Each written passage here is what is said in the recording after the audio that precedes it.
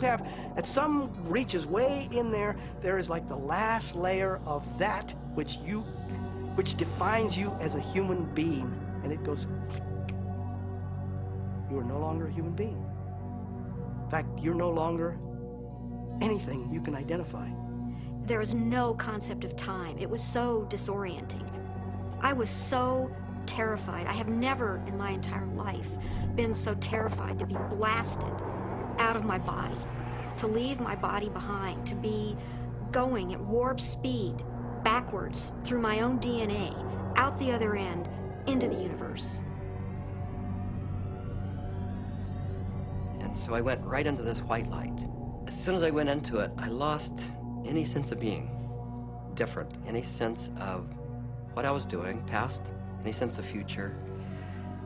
It was absolutely blissful and euphoric, and I just felt like it wasn't I. I was everything. I was the light. There was no sense of separation, no shadows, no differences, no past, no future. It was all present and white to yellow light.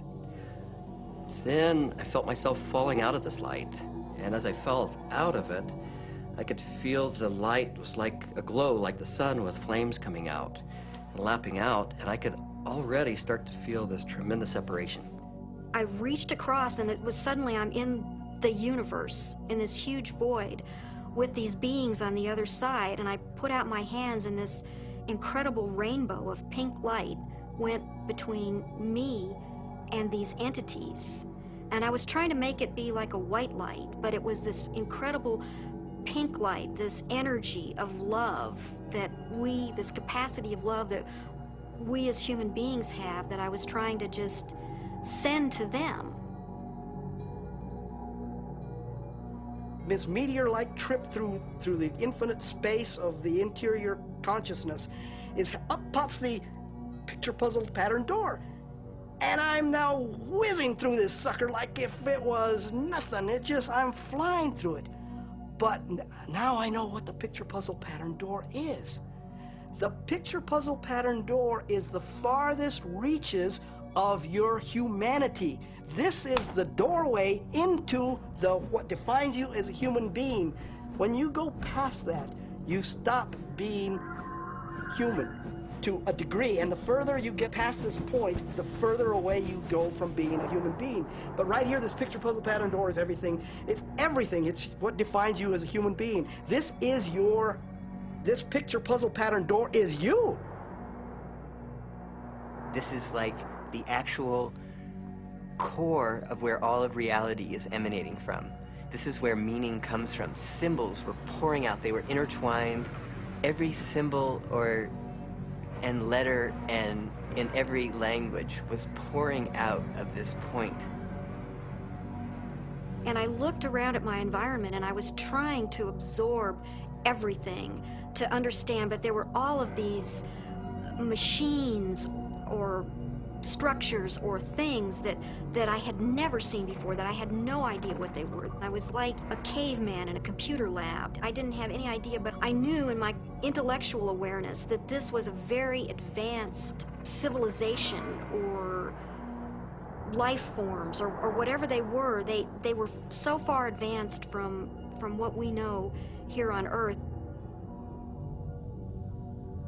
There's one state in it, I call it the hobby horses, and they're interlocking, reticulating, vibrating hobby horses, and I use that's what they seem like to me. They interlock, and they form a visual pattern that seems infinite in scape. And then you're on the inside, outside, inside, every side, and so it's less possible to use words sort of start to escape you. The texture of the space was very much like an animated Mexican tile. It seemed to be hyper vivid in color, in a Technicolor sense, but also very clay-like and earth, like with an earthen, pointing towards earth, but not really being on earth. And there was no I, there was just a sense of a witness being suspended in this incredible vaulted space. like a cathedral made out of stained glass of all imaginable colors. Unbelievable brilliance and saturation of color. Just this amazing pattern in this dome, this gigantic dome. It felt like, you know, the size of of a small planet.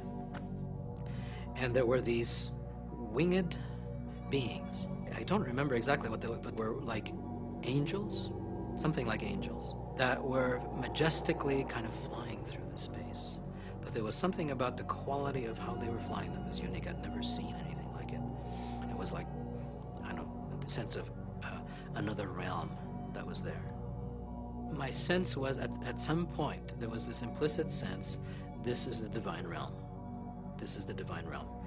And it was not like a thought, but it was like this implicit kind of grokking recognition. It was all very, very impersonal until I got to the space where I realized that I was in the area where souls await rebirth.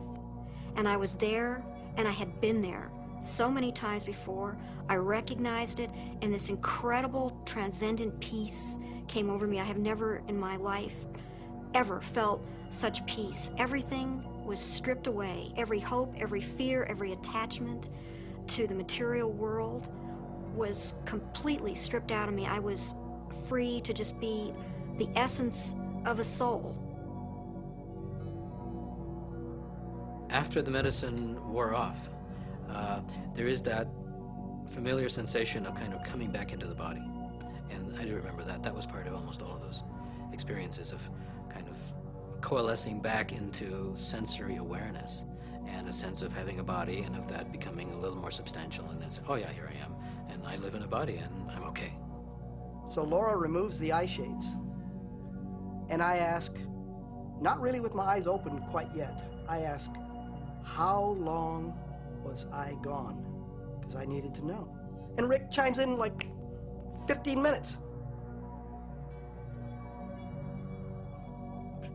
For a moment, I'm shocked. I'm like, you know, the mind, you know, has to try to catch up, because now the whole cognitive dissonance of the experience has to catch up. I was gone for 15 minutes.